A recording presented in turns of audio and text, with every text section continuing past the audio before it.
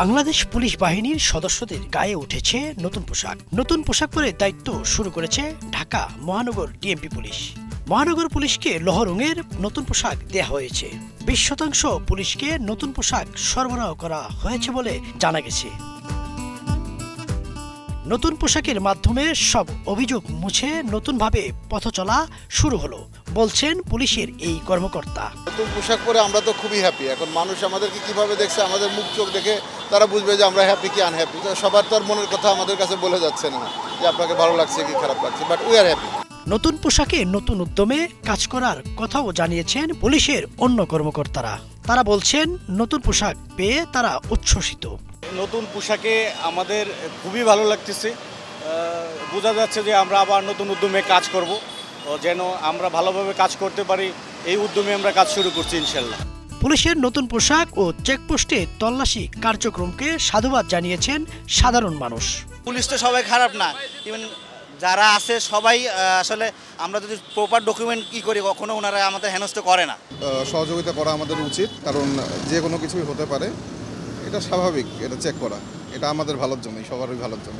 এদিকে শেখ হাসিনার রায়কে কেন্দ্র করে 24 ঘন্টার জন্য অনলাইনে ঢাকা শাটডাউনের ঘোষণা দিয়েছে কার্যক্রম নিষিদ্ধ দল আওয়ামী লীগ। 2 দিনের কমপ্লিট শাটডাউন কর্মসূচির প্রথম দিন আজ, কিন্তু এর কোনো প্রভাব পড়েনি ঢাকা শহরে। রাস্তায় ছিল যানজট। সপ্তাহের প্রথম কর্মদিবসে কর্মস্থলের দিকে ছুটছেন নগরবাসী। ঢাকা শাটডাউনকে কেন্দ্র করে নতুন পুরাতন পোশাকে তৎপর ছিল আইন শৃঙ্খলা বাহিনীর সদস্যরা। রাজধানীর বিভিন্ন স্থানে বসানো হয়েছে চেকপোস্ট। তল্লাশি করা হয় মোটরসাইকেল ও প্রাইভেট কারের কাগজপত্র, যেন কোনোভাবেই নাশকতাকারীরা পার না পেয়ে যায়। আমাদের যত রকম ভাবে প্রস্তুতি নেওয়া সম্ভব আমরা সেভাবে নিচ্ছি। নিরাপত্তা পরিস্থিতি যতটুকু সম্ভব আমরা জোরদার করিয়েছি। আমরা আশঙ্কা করছি যে ঘটনাগুলো বাইকাররা এই ফ্লাইওভারের উপর থেকে ঘটাচ্ছে, এই জন্য তাদের ব্যাগ, তারপর বাইকের বক্স টক্স আছে, এগুলো আমরা চেক করতেছি। পুলিশের এই নতুন পোশাকে ধুয়ে মুছে যাক অতীতের সব অপকর্ম। পুলিশ হয়ে উঠুক জনগণের বন্ধু, এই প্রত্যাশাই সবার। শেখ হাসিনার রায়কে ঘিরে কার্যক্রম নিষিদ্ধ আওয়ামী লীগ 2 দিনের কমপ্লিট শাটডাউন ঘোষণা করেছে।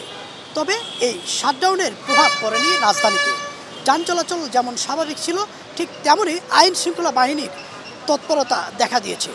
রাজধানীর এয়ারপোর্টের সামনেই যে চেকপোস্টটি বসিয়েছে, সেখানে দেখা যায় প্রাইভেট কার, মোটরসাইকেল থেকে শুরু করে যেসব যানবাহন তারা চেক করছেন, কাগজ দেখছেন। যদি কোনো কাউকে সন্দেহজনক মনে হয় তাহলে তাদের ব্যাগ থেকে শুরু করে গাড়ির ব্যাগডালাও তল্লাশি করা হচ্ছে। তবে আইন শৃঙ্খলা বাহিনী বলছে কোনো ধরনের নাশকতার সংখ্যা নেই। ইদ্রিস আলম, বাংলা ভিশন, ঢাকা।